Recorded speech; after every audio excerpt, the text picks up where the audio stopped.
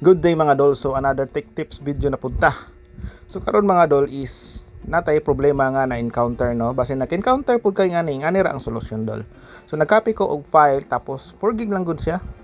Tapos di siya mo paste kay dako daw kaayo sa atong flash drive. So SanDisk ang atong brand sa atong flash drive.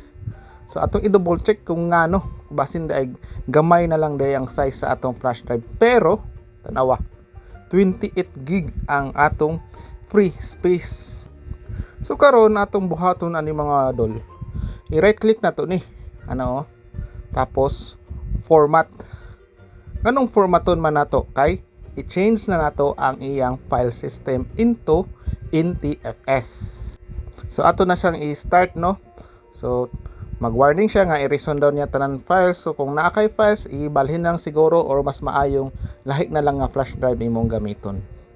So karon aton lang paabuton, dali ra man ni siya kay wa man ni sulod nga flash drive og format complete na siya. So atong i-check dito siyang properties kung na-change ba gyud ang iyang file system. So sa ang pag-check, i-right click lang tapos properties.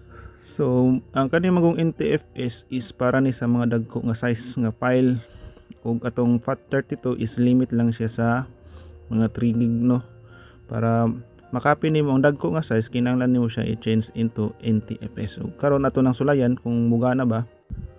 Og ningga na yun siya sa mga dol no. Tanawa. Ni-copy na yun ang atong 4 gig nga size dito sa atong flash drives. So kung ganahan ka ng mga video na mga educational video, pasin ganahan ka, paki-like and subscribe lang. Daghang salamat kayo sa imong paglabay. Bye-bye.